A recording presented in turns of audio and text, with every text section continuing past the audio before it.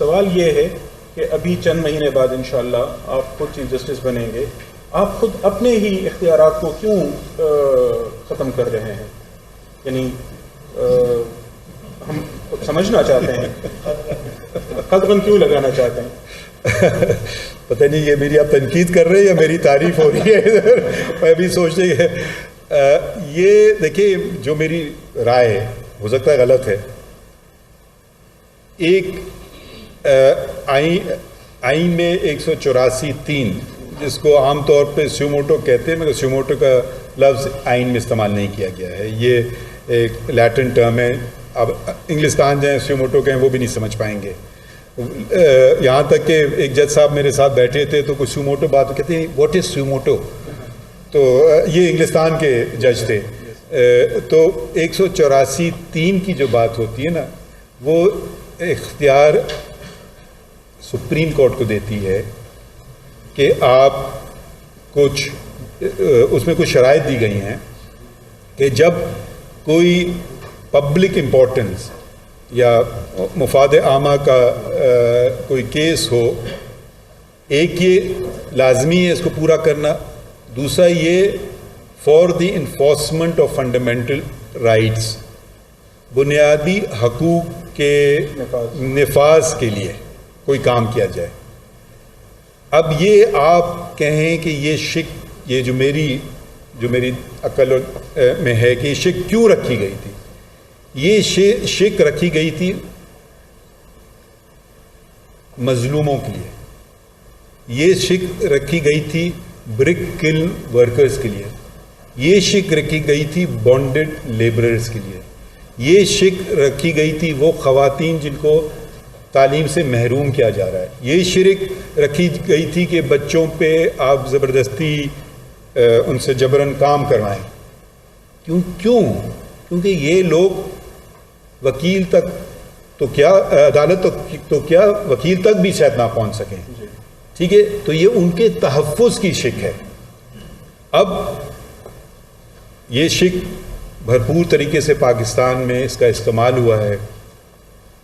میرے سمجھ سے کئی بہت اچھی دفعہ اور کئی بہت بری دفعہ، ٹھیک ہے، وہ شاید آپ مجھ سے بہتر جانتے ہوں. تو جب یہ شک استعمال ہوتی ہے، یہ میں آپ کو فائدہ دینے کے لیے نہیں کر سکتا ہوں، میں اس کلاس روم کو فائدہ دینے کے لیے نہیں کر سکتا ہوں.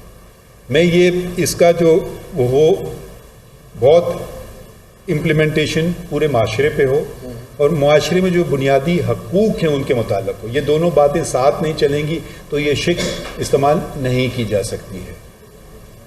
اب اور اس میں بھی ذرا آپ کو سوچنا چاہیے، کیونکہ یہ شک ہر قانون میں ایک اپیل، کم از کم ایک اپیل کا حق ہے، چاہے وہ فوجداری ہو یا وہ دیوانی ہو. کوئی ایسا قانون پاکستان کا نہیں ہے، بلکہ میرے خیال میں شاید دنیا میں بھی نہیں ہے، جہاں کہ اپیل کا آپ کو حق نہ دیا گیا، سوائے 184(3) کے فیصلے کے خلاف آئینی اپیل، قانونی اپیل کا حق نہیں ہے. تو جب یہ شک استعمال میں لائی جائے تو بہت ہی پھونک کے پیر رکھنے چاہیے.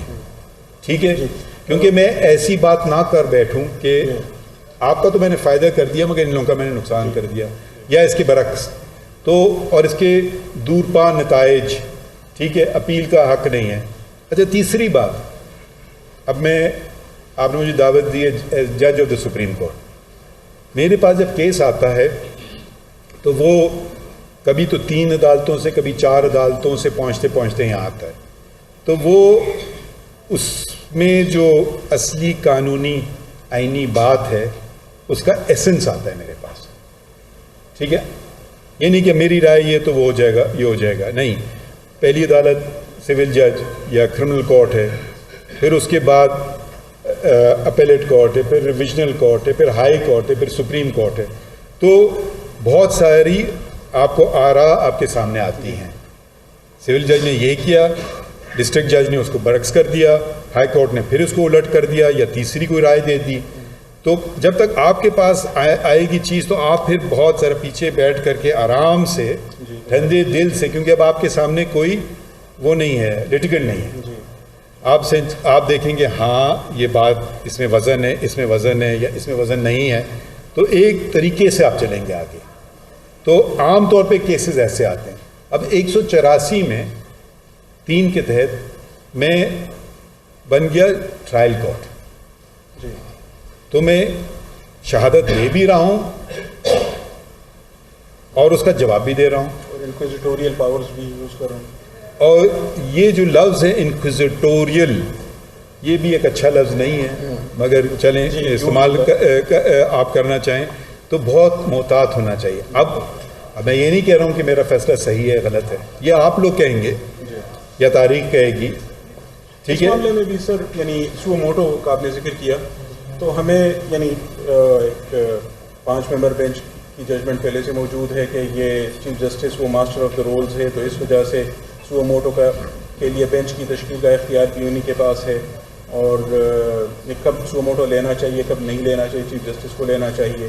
آپ کی رائے یہ ہے کہ نہیں، یہ سپریم کورٹ کا اختیار ہے، اس کے لیے سپریم کورٹ جو چیف جسٹس اور تمام ججز پر مشتمل ہے وہ قواعد وضع کرے، شاید کوئی تیسری رائے بھی پائی جاتی ہو، تو اس میں اس کو یعنی اس سے کس طرح نکلا جائے؟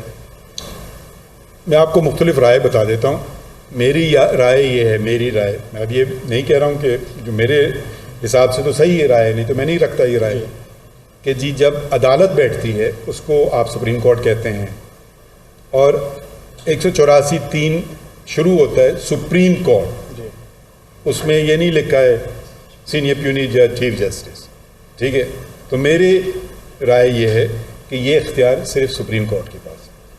آپ نے بات کی ہمارے دوستوں کی، ان کی رائے یہ ہے کہ صرف چیف جسٹس یہ اختیار استعمال کر سکتا ہے۔